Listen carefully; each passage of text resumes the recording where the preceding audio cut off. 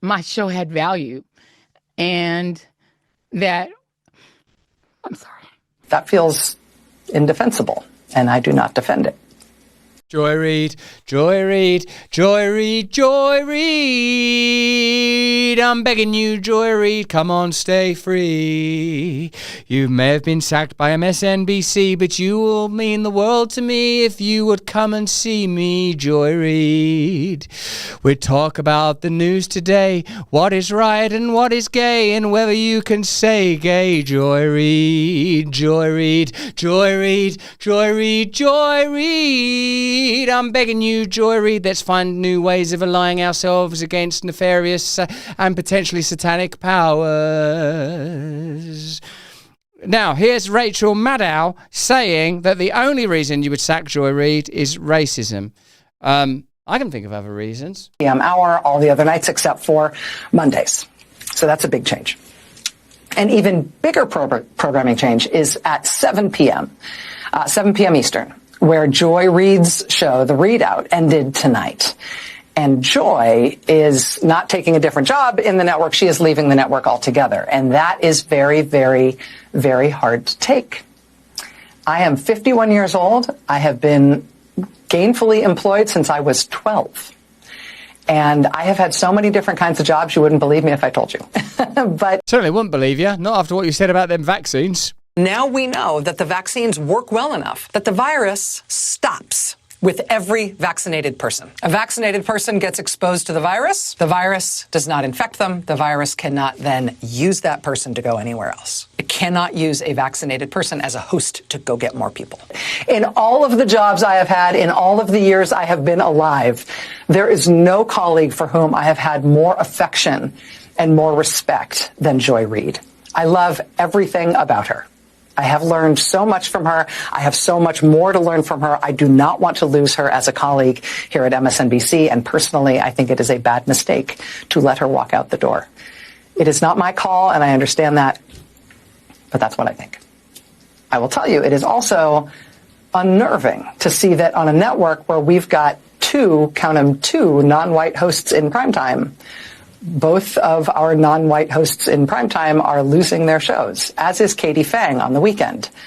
Do you see what this shows you? Look, MSNBC is so honest that you could actually criticize MSNBC on MSNBC, and I think that's healthy. I think that shows you just how healthy it is we're doing what we're doing here. Listen, I'm going to call you out, okay? I'm going to go on and I'm going to say that I don't agree with what's happened with Joy. What's more disturbing even than a entirely accurate demographic representation of the racial dynamics of America, which is just one way of evaluating people. That's not how God sees us. God doesn't see us that way. God doesn't see us that way, as Martin Luther King indicated, not by the color of our skin, but by the content of our character. God sees our grace, our beauty, our deep souls. More important than the makeup and pigment of the hosts of MSNBC is that the hosts of MSNBC, who all uniformly lied to the entire world during a pandemic, maybe not deliberately, but given that they're meant to be journalists and therefore disseminators of information based on an evaluation that has some evidence-based criteria applied, it is concerning when MSNBC en masse, every single one of those, apparently not colourful enough hosts, said, take the vaccine. If you don't take the vaccine, you should be ashamed. It's going to stop transmission. If you don't stop the vaccine, you're killing grandmothers, you're anti-American, you're a racist. All of them said that.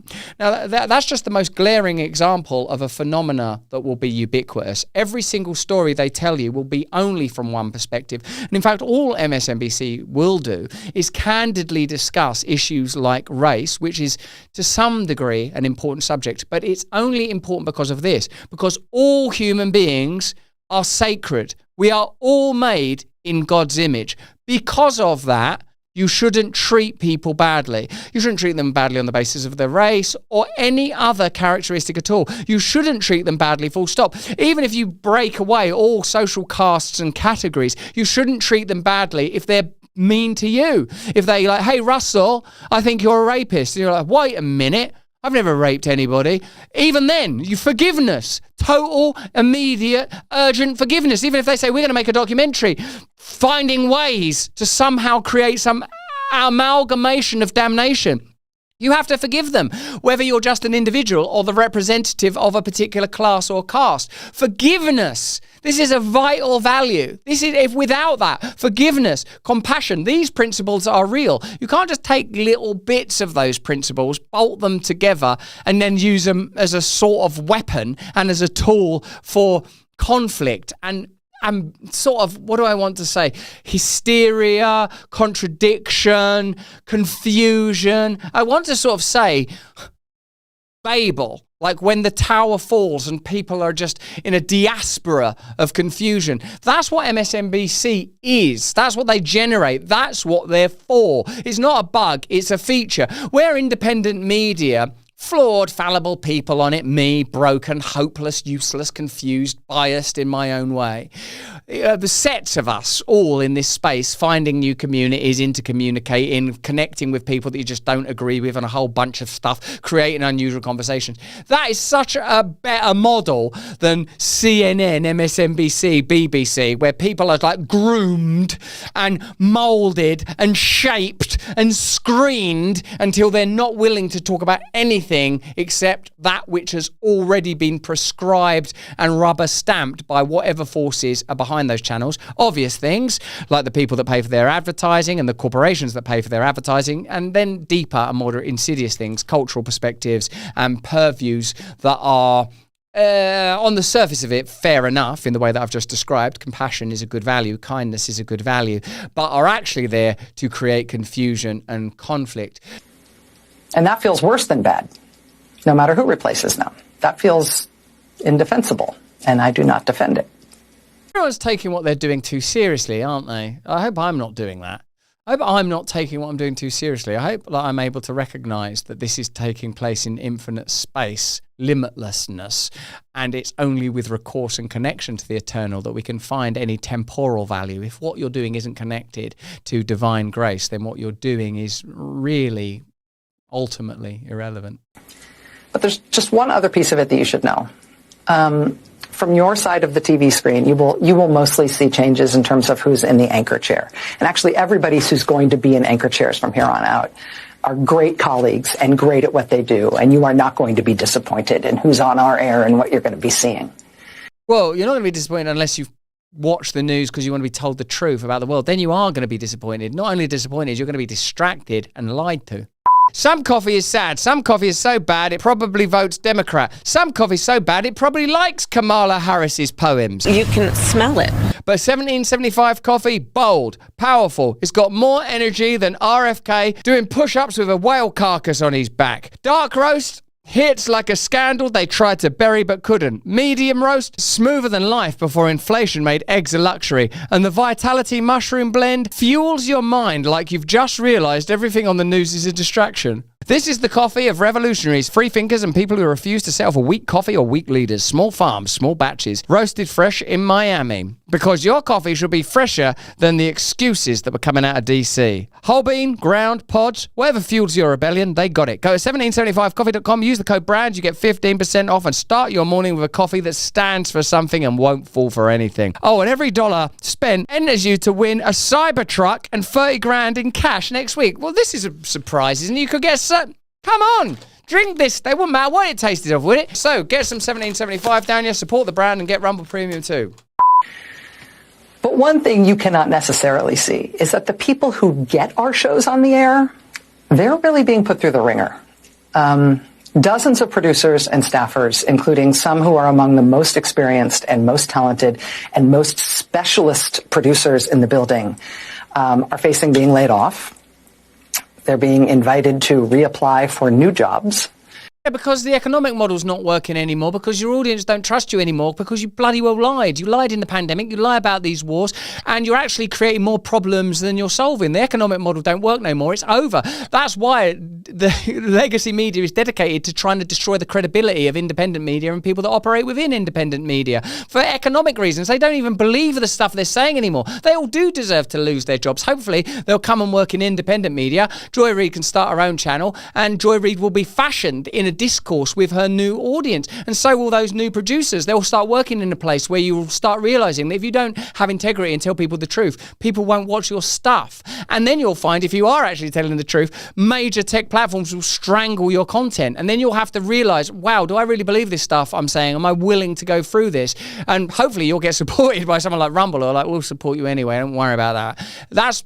Please God that'll happen. But that'll only happen if you're telling the truth. I'm not saying that Joy Reid or Rachel Maddow don't have valuable contributions to make to the cultural conversation. Of course they do. Everyone does. They're children of God. They're as valuable as I am. They're as valuable as you are. That's what's beautiful about this. But the models they represent are about not diversification in the way that variety is beautiful, in the way that a beautiful and varied garden might be beautiful, but diversification in the way that it's diabolical and full of doubt and doubling and conflict, that you can create needless and unnecessary conflict by focusing continually on our differences rather than our inherent unity. And our individual sovereignty comes not from some social category or class or the terrible catastrophes and abuses of the past and of history, but because we are divinely endowed by our holy creator. And that's something that's accessible to all of us and excludes none of us. That has never happened at this scale in this way before when it comes to programming changes, presumably because it's not the right way to treat people and it's inefficient and it's unnecessary. I reckon Rachel Maddow's a right hero there at MSNBC for saying all that stuff. And people afterwards go, thank you, Rachel. You really stuck up for us. Go and have a look at Rachel Maddow's X thread right now. It'll be all full of people that work for us saying, this is exactly the kind of leadership we needed. And in a way, there's nothing wrong with her sticking up for her colleagues. It's sort of nice in a way, but it does miss the bigger point that centralised news media in particular allied itself to such nefarious and dark forces and such an awful agenda, pandemic, Ukraine-Russia conflict, that they completely lost all their credibility and now their economic model was collapsed, which might have happened anyway because it just makes more sense for advertisers to form relationships with people that have a better connection to their audience. It might have happened anyway, but certainly it was expedited by their hypocrisy and ultimately corruption. And it kind of drops the bottom out of whether or not people feel like this is a good place to work, and so we don't generally do things that way. Maybe all of our folks, including most of the people who are getting this very show on the air right now, maybe they will all get new jobs here, and I hope they do, but in the meantime, being put in this kind of limbo, the anxiety and the discombobulation is off the charts. But think about what's going on all over the world. People are under such confusion, social pressure. Rules are being changed. Laws are being discarded. We're living in Babylon, man. Not just people at MSNBC, everybody. Because there's no clear ethical centre to the way that the world is being governed. There's been so much duplicity and deception, and ironically MSNBC have significantly contributed to that by directly lying throughout the whole pandemic period. That is the problem, and now that that economic model is failing them, they're having some kind of internal reckoning.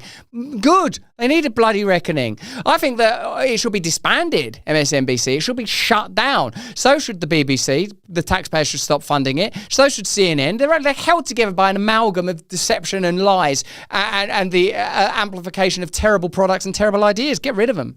At a time when this job already is extra stressful and difficult. It is not news for me to tell you that the press and freedom of the press are under attack in a way that is really... it's a big deal for our country. It's very visceral for us here. I know that the business of the press is not an easy thing, and I know that no job is forever. But I think I'm safe in saying for all of us anchors who you know through the TV, please know that what pains us the most is not what happens to us.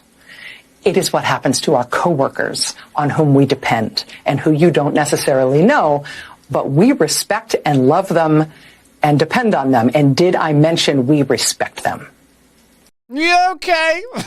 That's pretty amazing. It sort of shows you in a way that people care much more about what's happening to them personally than anything that's happening culturally, and then try to bolt those personal claims onto a cultural idea. We're obviously all guilty of doing it one way or another. It's probably, generally speaking, an unconscious tendency, best described by this little thought experiment. Imagine you were told that tomorrow there was going to be an earthquake in some far-flung place that you don't live in. For example, Sri Lanka, although if you live in Sri Lanka, America, sorry.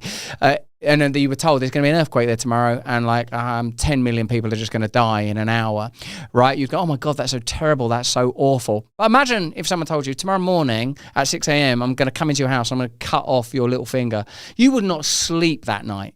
You would think about, and what if they said, wherever you go, I'm going to find you there, I'm going to cut your finger off. That night, you would be in tune with God. You'd be in tune with reality. You'd be in tune with consequence. We've lost our connection to the principle of sacrifice. Not that sacrifice is simply about loss or suffering. Sacrifice is to remind you that there is a deeper reality than the reality that you experience through your senses. You know that already. Wake up! You know that already. And if your job in media is to pretend to people that that doesn't exist, then you are a major, major part of the problem. Even if you're decorating your lying with apparently valuable ideas like equality, kindness, compassion, however it might be culturally presented through the trends of the moment, because I don't see those pronouns in the bios no more. So if it was eternal, the pronouns would still be in the bio, right?